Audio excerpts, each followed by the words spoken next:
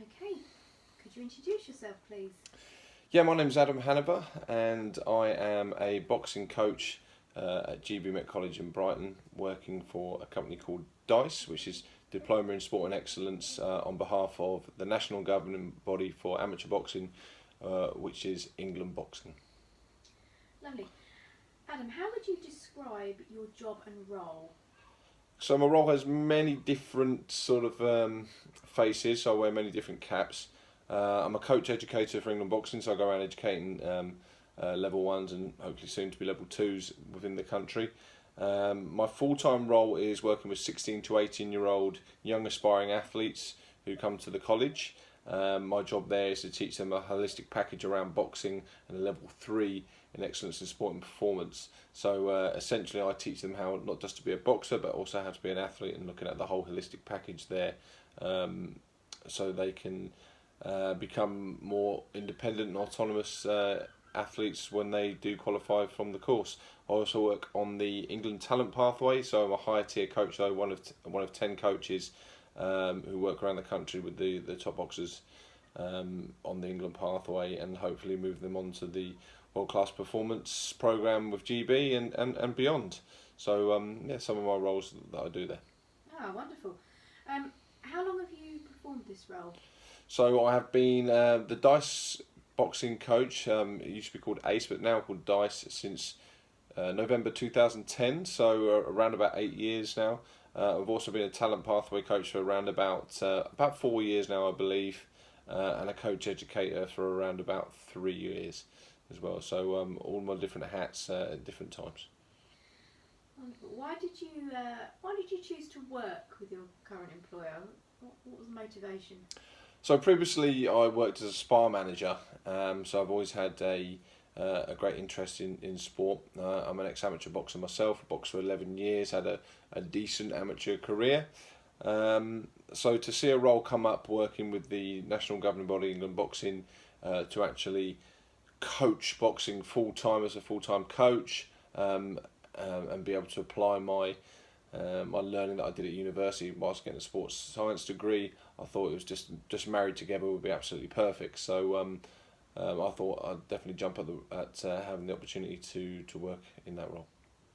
It's a really niche area to work in. I'm just wondering, what sort of educational qualifications do people need to perform that role?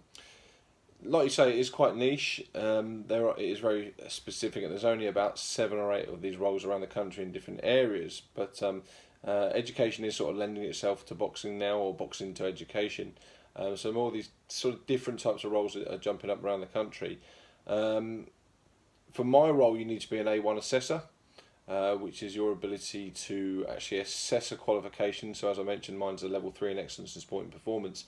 So I have to be able to assess that in a competent way, making sure that the boxers are aligned to the syllabus that we're delivering, and finding success in different delivery ways. So I have to actually find different delivery ways that they can show their competence. So that's an important role. Another one is I've actually attained my PGC, so my postgraduate certificate of education. So I'm now a qualified teacher. So I've learned many different skills within that role, which really enhance my delivery of the qualification and my ability to work with the boxers to a higher level to enhance their learning and skill acquisition. To start the role, you have to also be a level 2 coach. So an England Boxing qualified level 2 coach. I myself am a level 3 coach. I'm also a level 1 AIBA 1-star coach. So progressing up that ladder, but you need to really start at level 2. So it helps to have a bit of practical experience in the boxing field as well. Mm-hmm. Are there any particular personal skills you feel people need to perform the role?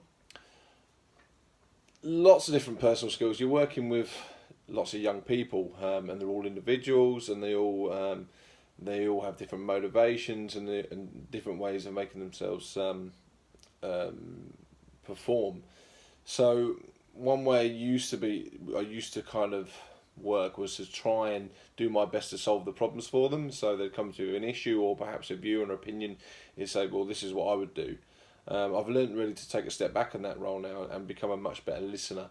So now I actually manage to just listen to the boxers, listen to what they're saying, listen to what their opinions are.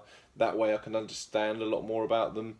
I understand their viewpoints and perhaps the place they're coming from. So basically learning to be quiet more, let them do the speaking, so I find out more information, and that way it does kind of inform me of how to actually help them rather than trying to jump in with a solution. So I think listening is a very simple skill, but it's a very hard skill as well to learn. But I've learned to really develop my learning skills and my listening skills to be able to sort of facilitate change. Really. Sure. Okay. I mean, being a bit more person-centred, I guess, isn't it? What would you say was probably the best thing about your job? Ooh, good question. To be fair, I'm very lucky. You know, it's my hobby is my job, and I do experience a lot of successes and a lot of ups and personal successes. I think quite a generic one is just kind of influencing change with people. Working with boxers over a 2-year period, you can see them coming in as a young 16-year-old to finishing as a young adult at 18, and really seeing the journey that they've gone on. Some of them develop fantastically as a boxer and an athlete, which is the whole aim of it. But one of the things that really gives me a good sense of achievement is seeing them develop as a person. I think it goes back to that old adage: people might forget what you say, but they never forget how you made them feel.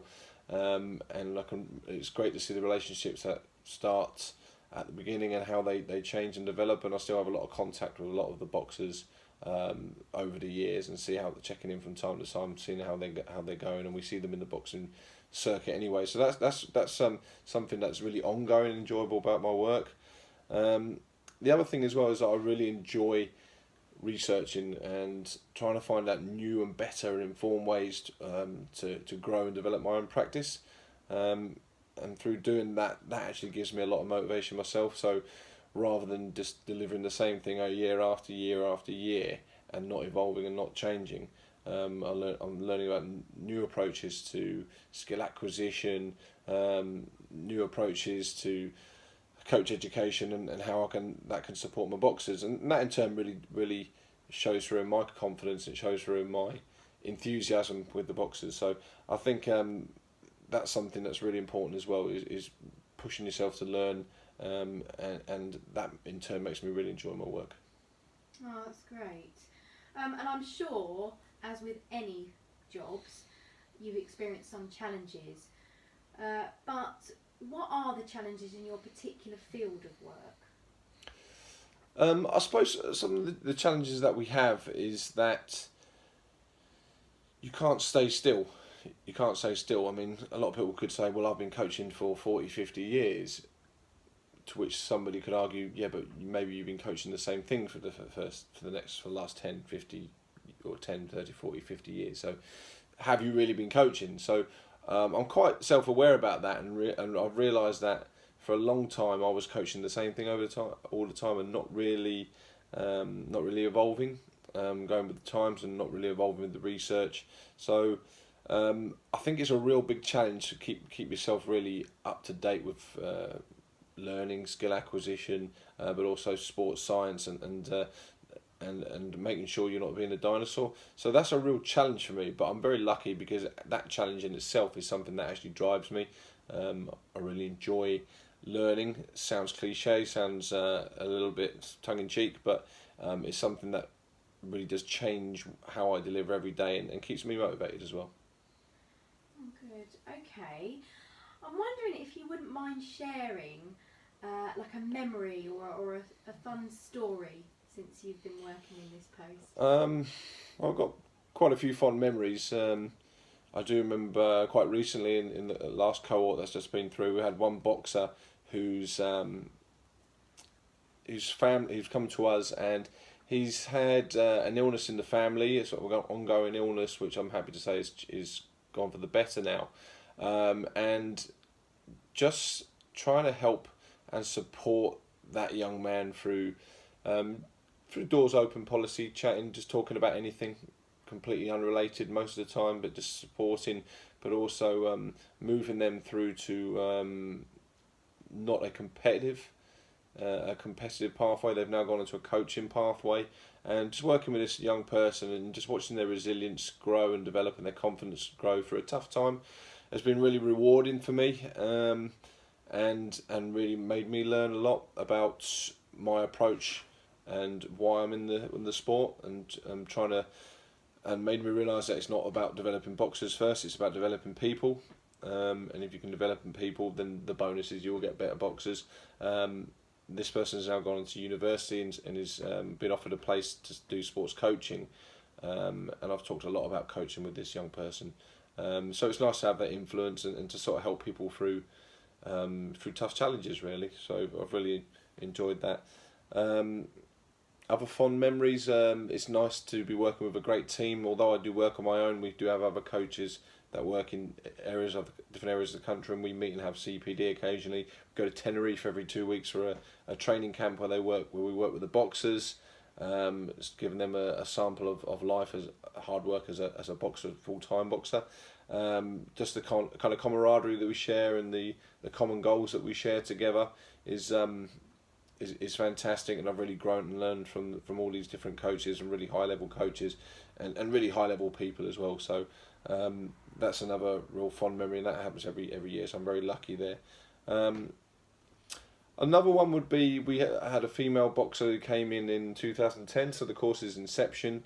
Very quiet, very nice young lady, but very quiet, very lacking in confidence, kind of lacking in kind of resilience at the time.